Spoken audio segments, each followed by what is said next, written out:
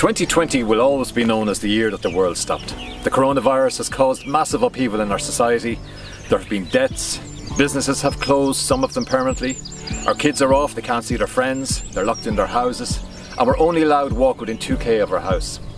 However, this has also given us a huge opportunity to stop, breathe, and look at nature around us.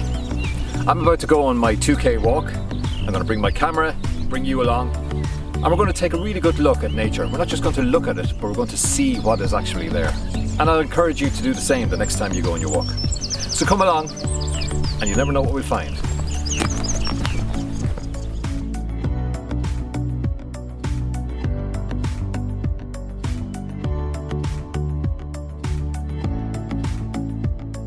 I'm here in a bed of rushes, which are the bane of every farmer in the west of Ireland. Rushes are interesting because they are what I consider to be an indicator plant. So for example, if you have a back garden and it's full of rushes, normally that would indicate that A, it's waterlogged, and B, that it's slightly acidic. So you need to increase the acidity and drain the land. An indicator plant. There are many of these plants out there. Gorse bushes would be one. You know, normally you'd see gorse heather in very acidic soil.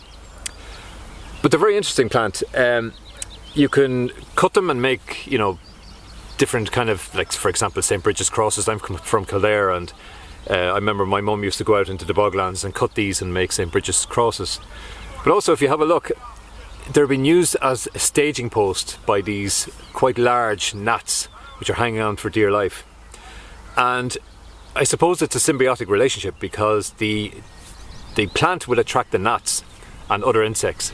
And the birds which are flying around here, there are thousands and thousands of them, especially the house martins. They're swooping down and they're catching these gnats and they're eating them for breakfast. So it's quite interesting. One of these plants will produce 700,000 seeds in one season.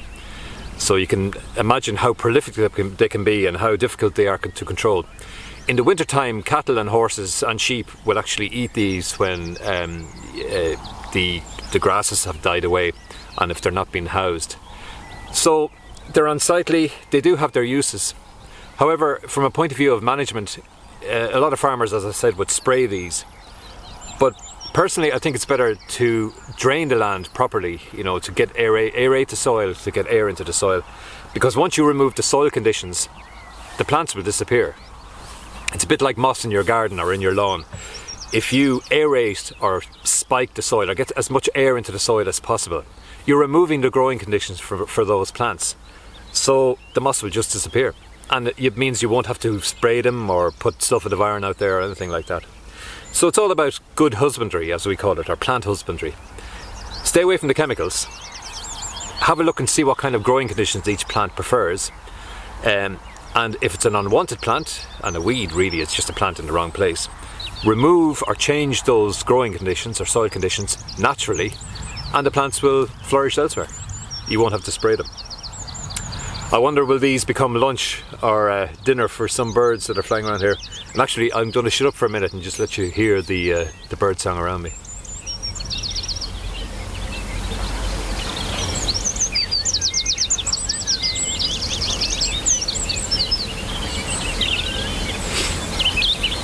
You can see some of these gnats flying around now because the sun is coming out and they're starting to really stretch. They're starting to get a bit warm, and actually as I'm talking to you, they're all starting to lift off these rushes. I'm going to move the camera in and I'll give you a closer look.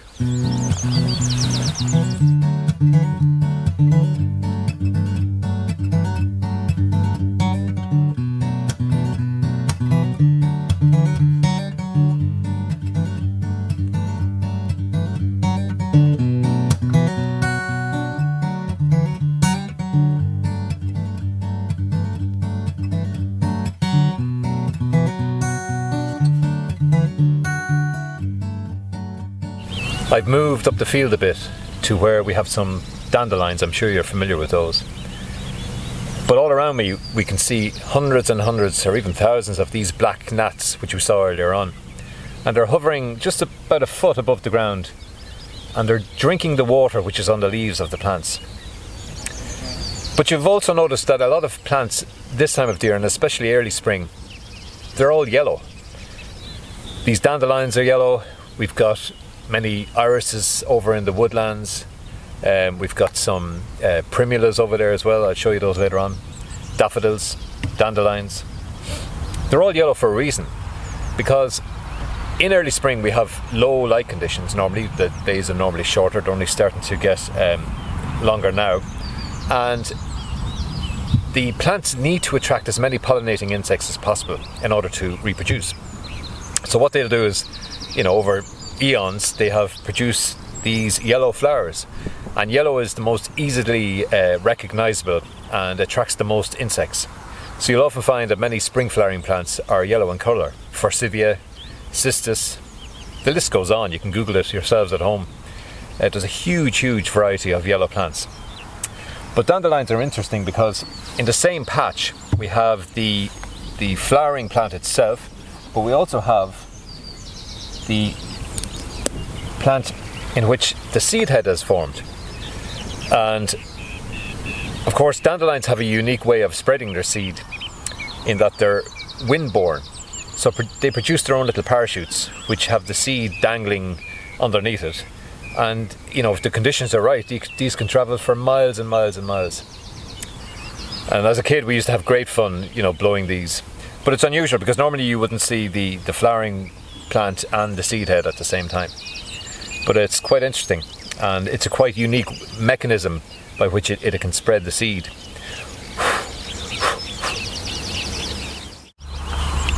Insects have an incredible way of camouflaging themselves, and sometimes they can be right in front of you and you don't even see them. Can you see what I'm looking at? Fantastic butterfly just over here. Now I've already gotten in close and taken some footage of it. But when the clouds cover the sun, they settle down. And then when the sun comes out, they all rise. A bit like the gnats that we saw earlier on. They're almost like a cabbage butterfly. Very similar. And of course, if any of you grow veg, you'll know that the cabbage butterfly will be along in their thousands later on. This is a very common sight in fields around the west of Ireland at this time of the year. A solitary wildflower in the midst of all these rushes. The old name for it is a cuckoo flower, and I suppose it was named because it appears at exactly the same time that the cuckoo starts to call across the fields in the west of Ireland. And I could not have scripted this better, but if you listen really carefully, you can hear a cuckoo which is sitting in a bunch of pine trees about 500 metres from where I am now, and he's calling out across the fields for a mate. Have a listen.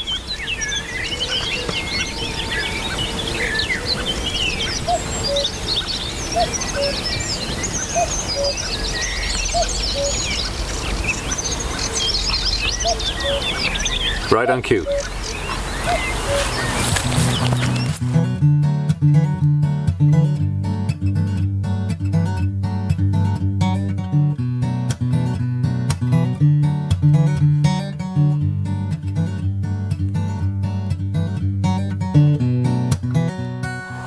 Fields like this are very common in the west of Ireland.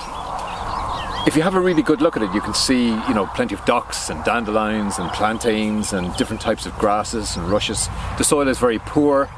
When you dig down into it, it's full of rocks, and those rocks are what we'll use to build the stone walls, which are synonymous with the west of Ireland. Behind me is a young native woodland, which was planted here about 16 to 18 years ago. And it's interesting because the woodland started life in a field just like this, but as it started to grow, and you can see the different stages of it over there, and we'll have a look at it later on. As it started to grow, the soil conditions and the environment around the woodland changed. The trees started to dry out or drain the land. As each year progressed, the leaves which fell on the ground, it started to form this really piecey, dark black layer on it. And as a consequence of that, better or more plants started to grow underneath those trees. The soil underneath the trees started to change. More birds were attracted to it, and because more birds were attracted to it, more mammals were attracted to it. And that wood is currently full of foxes and badgers and pine martens even. How do we know this? Well, we stuck a couple of infrared cameras in the wood over the last few weeks, and what we spotted, especially at night time, is incredible, and I'll show you that footage later on. So what we'll do is we'll take a walk over towards the wood and we'll have a look at the different stages of the woodland planting, and you'll see the difference between this really, I suppose, poorly managed pasture land and the woodland behind me. So come along, we'll have a quick look.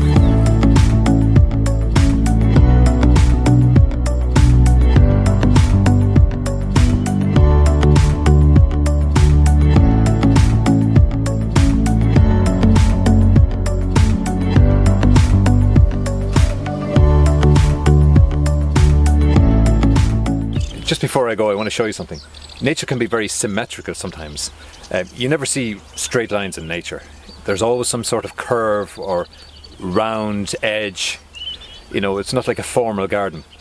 But you can see the leaves starting to bud on these ash. And ash is very easy to spot in the wintertime because it always has that black kind of, I suppose, bulbous section on the very top of the branch. And that's where the leaves are going to sprout next year.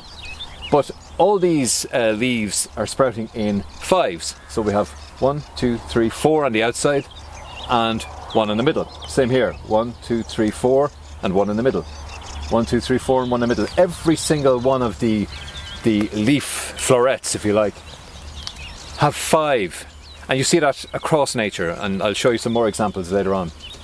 But thankfully this one is quite healthy. It doesn't have any ash dieback, and hopefully it'll live for at least 100 years anyway.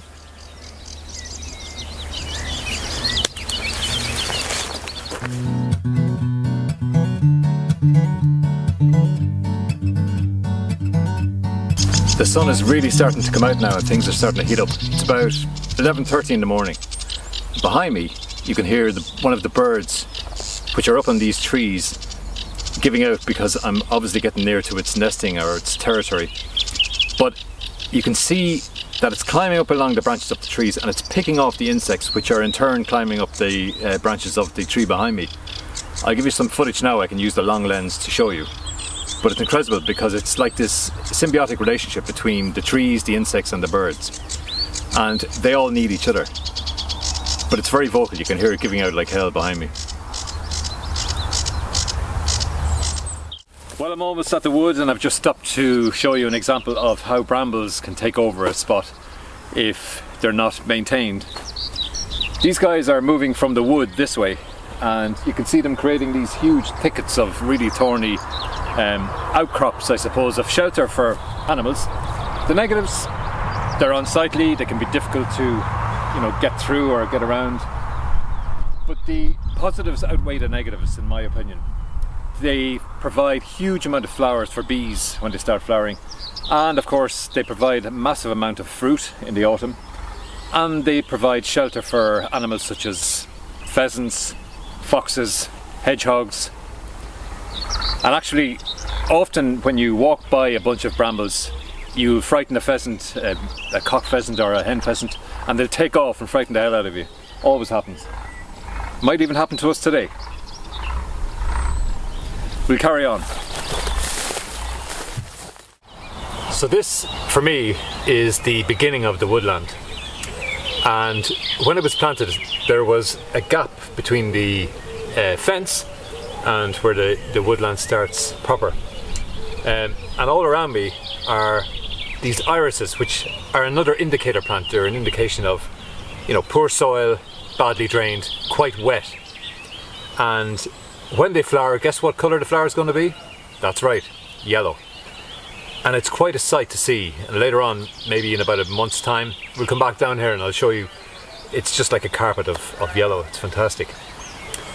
And these trees here, which are mostly hazel and alder, and there's a few ash in there as well, these were planted as like a shelter belt, basically.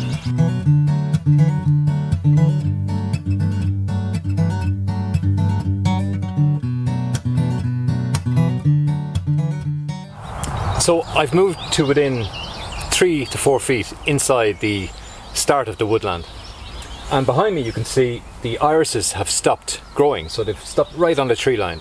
And the reason for that is because the soil conditions have completely changed within the woodland. And the woodland soil can be, I suppose, divided into 3 layers. The first layer is the L layer, or the litter layer, and this is composed of the leaves and twigs and anything else which have fallen over the last few months onto the very top of the soil. And then underneath that we have the F layer, or the fermentation layer, and that's the layer which is composed of fecal matter from invertebrates such as worm castings and things like that. And then below that again is the H, or humus layer.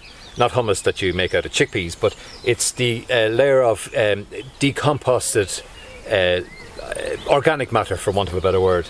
And it creates this lovely, thick, dark soil that any gardener would dream to have. It's fantastic soil, full of nutrients. And because of the shade of the trees, we have plants growing which wouldn't normally grow out in the middle of the fields, such as moss, for example. And the moss itself harbours a lot of insects and beetles and such like. And as well as that, all around me are thousands of seedlings which have dropped obviously from the seeds on the trees around me, and are starting to grow away. And it's a really good example of how a woodland can change the soil conditions for the better. It's also a good example of, try not to be too caught up if you want to create a garden either in pots, if you're on a balcony in an apartment, or if you have a bit of a garden at the back of your house, not to be too caught up into the technicalities of making a garden. If you want to plant some seeds, really all you need to do is just chuck the seeds out on the ground and they'll still grow. And in part 2 of this video, I'll explain to you how easy it is to grow your own food without having to be so caught up in, the technicalities. And a lot of people get bamboozled when they look at gardening books and they think, I don't have time to do it, or it's going to be too expensive, or it's not economically viable. Completely missing the point that just get the plant, stick it in the ground, get the seed and get it into the ground. Light, water, that's it. That's all you need at the start, just light and water. And obviously the growing medium doesn't even have to be soil. You can actually grow plants in water. It's called hydroponics. And that's all you need to do. It's literally a case of, getting that seed into the soil. If you get a bean seed, which has been lying dormant in a packet for, it could be up to 3 years or 4 years or even longer. And once you introduce that seed to water and light, within 5 to 10 days, that seed will be germinating, even though it has laid dormant for years. That's all it takes. And nature will always find a way to get plants to grow. Always. No matter what the conditions are, it'll always find a way to make sure that plants do grow. We'll move on into the I suppose the thicker part of the forest, and you'll see a huge change in both the plant coverings on the floor, insect life and bird life.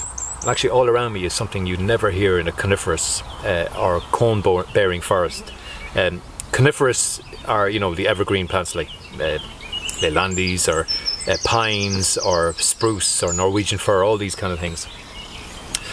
The Irish government in their wisdom planted hundreds and thousands of acres of these coniferous forests or cone-bearing forests. And it's one thing, if you ever go to a coniferous forest, you never hear this, you never hear bird song.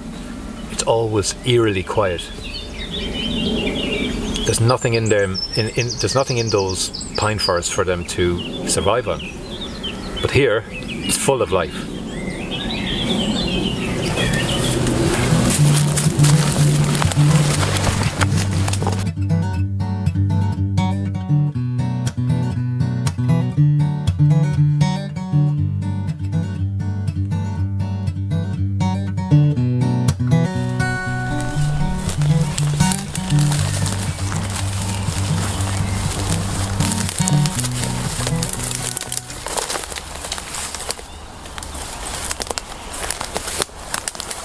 Here's something I didn't expect to find, although I'm not surprised, and I'm sure you've recognised the flower of this, and it stands out really, really sharply against the rest of the trees, which are really devoid of colour at this time of the year. But it's an apple tree, and it's a crabapple tree from the Malus family. Malus is apple, and so obviously, the seeds of a crabapple somewhere in this forest. It was picked up by a bird, ingested, and then popped out the other end, landed in the soil, and then grew and created this plant. It's fantastic. And another example of how, you know, nature will find a way to allow plants to grow. And of course, very soon all of this tree will be full of these flowers. They'll provide food for bees, and they will of course provide food later on for, well, birds and wasps come September time. Fantastic sight. And I spotted it about 100 meters away, you know, through a sea of green and grey. All these ash around me haven't yet started to bear their leaves yet, so it really stood out. Very, very colourful. Very unusual, but I'm glad to see it.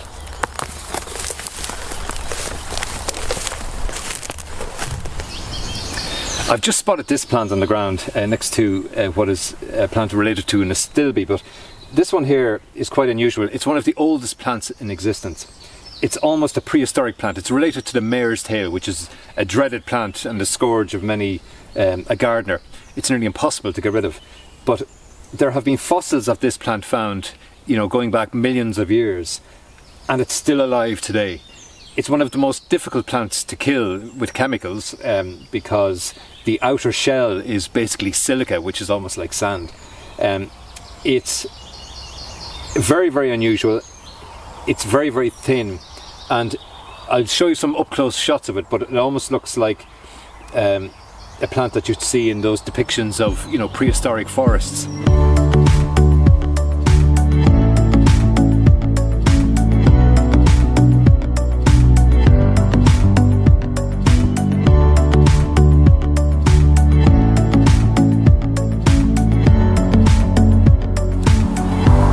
Forest is a mixed deciduous forest. In other words, it's a mixture of deciduous trees. Deciduous meaning they drop their leaves in the wintertime. And here we have two examples of the types growing all around me. On my left is an alder or alnus, really, really tall. And on my right is, well, you may recognize this one, it's actually birch or betula. And they're distinctly different, but they enjoy the same growing conditions. You often see birch growing in, you know, boglands or any kind of woodland that's in a boggy area. But both of these are really, really good at drying up land. So if you have a wet area in your garden, the three main plants for drying up land are alder, willow, and birch. And the ground underneath me used to be really soggy and waterlogged, but now it's more or less completely dry because these trees have absorbed and are absorbing all the water around. The birch is already coming into leaf and has a very distinct leaf shape, and quite conveniently the alder above the birch has dropped some of its seeds, and that is another indicator of identifying an alder is by its clusters of seed heads, which, you know, really should be on the ground. It was on the way down, so I'll do it a favour and spread them around a bit. And the birch is quite unique in that the bark, and another name for these is the paper bark birch, the bark actually peels away almost like paper. And actually this bark was used either to light fires or to write on in medieval times and before that. Really, really nice tree. There are many different varieties of birch trees that you can get. A lot of them are cultivated ones, in other words ones from garden centres, weeping ones, white stemmed ones, different types. And alder, this is just a common alder. Of the two of them, birch would be my favourite, but the best one for absorbing water would be alder. And alder are really, really fast growers. They grow incredibly fast, and they're really good for a shelter belt. So if you want to create some shelter from the wind in your garden, you could plant either the birch or the alder, and they won't completely stop the wind, but they slow it down, which is important, and they will allow other plants within the garden to grow. Another name for this is called sacrificial planting. So you're planting a line of plants and you're sacrificing them to the elements, if you like, in order to preserve the rest of the garden. But they're growing really well in this woodland. Again, these are pretty well established trees, but they're only growing about 16 years. So, you know, there's incredible growth in here, and they're doing really well. Now you can see some of them are actually leaning over to this side, and again, that's a really good indicator of the winds that we get here. And you know, the prevailing winds here are always westerlies in the west of Ireland, so they're always coming from either the west or the southwest, and the trees are kind of leaning in away from the main winds. One thing about planting a tree, actually, just to bear in mind while I'm on that subject, is imagine you're planting this birch tree, but when you're digging a hole, bear in mind from which direction the wind comes from, and try and in this part of the world the wind would come from the west. So in other words, the west would be this way, and the tree is always going to be pushed away from the direction from which the wind is coming. So loosen the soil really well, dig it out really well on the opposite side of where the wind comes from. So in this case it would be from the east, and that allows the tree to form the bulk of its roots towards the east. So what it does, it anchors itself, or it uses its own roots as an anchor to stop itself from blowing over or heeling over. And so there will be less roots on this side and a lot of roots on the far side, because it's using them to almost like a foothold to stop itself from blowing over in the wind. So just bear that in mind. Another example of how nature can teach us, you know, the best growing conditions for plants. And if you look on the bases of a lot of these trees, you can see the moss starting to grow up. Again, the moss doesn't damage the plants or kill the plants. I've been to plenty of gardens which have been covered, apple trees for example, covered in moss, the branches, and some of these apple trees will be, you know, 150, 200 years old. They're still producing fruit, they're still flying away, so don't be too worried about moss growing on trees. It doesn't cause them any damage whatsoever, and it's beneficial to the birds because, again, the moss harbours plenty of insects, and the birds come along and eat them. So yeah, really good example. Two fantastic plants, and there's another 100 years to go at least.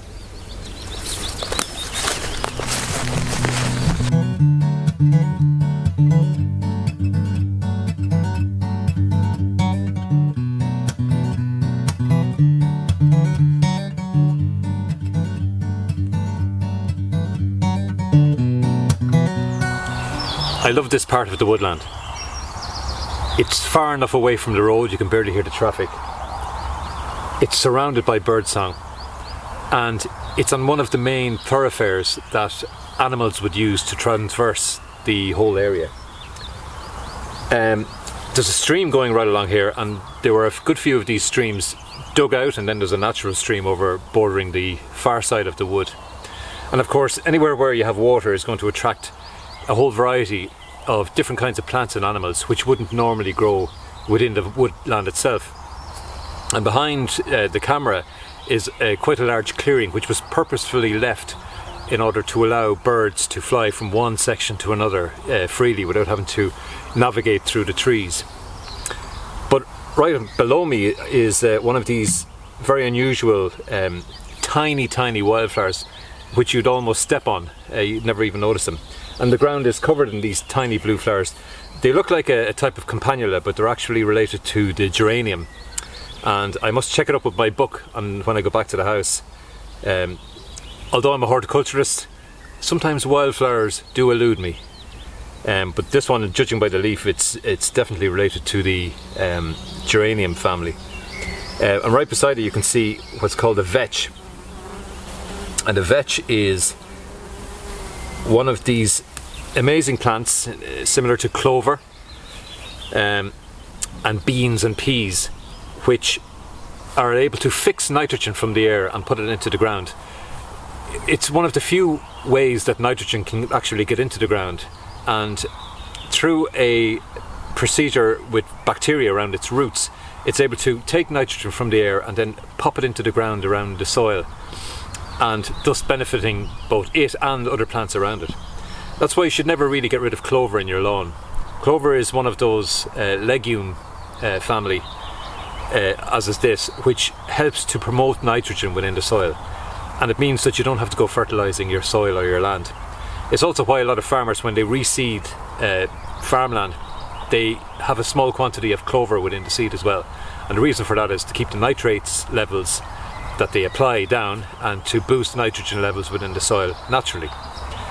So you have your vetch growing alongside your campanula. And even looking at this, square metre, the variety and the amount of plants just in this small section is incredible. And there are hundreds of little insects just flying by as I'm talking to you here now. Another reason why it's always good to just stop and look down at your feet to see what you're walking by or indeed walking on.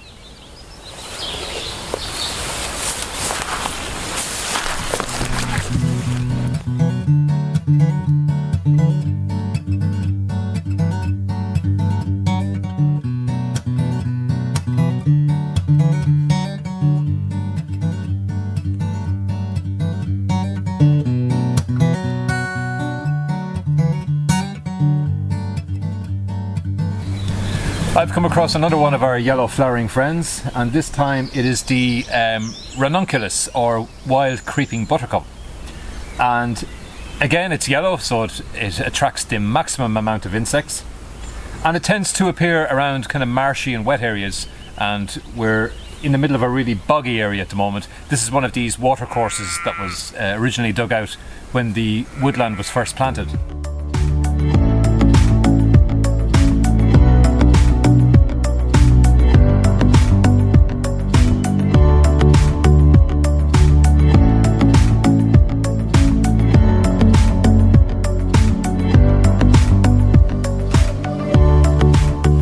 I've arrived at what is essentially the centre of the woodland.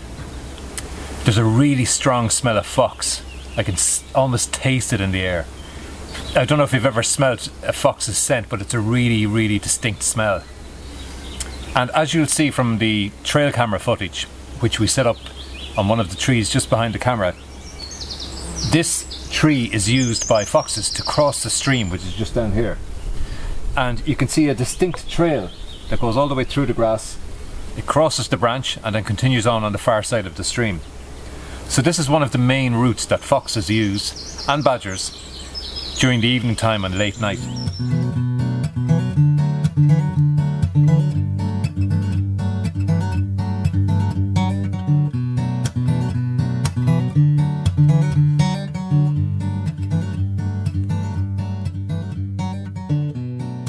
Coronavirus has given us a chance to stop and take a breathe, and it's given nature a chance to stop and take a breather from us. But it's also important to appreciate what's around us and appreciate what we have and where we're living and what we're living amongst. And I'd highly encourage you and the kids, if you have any, just to take a walk down the field or down the back garden, or even have a look and see what's climbing up and down the walls of your apartment building, and you'll be really surprised what you can see. And if you don't know what you're looking at, everybody has the world's greatest encyclopedia in your pocket, your mobile phone. Keep it in your pocket until you need to use it to look up a plant or an animal, and then put it back in your pocket. Open your eyes and look, don't just see. I'll see you in part 2.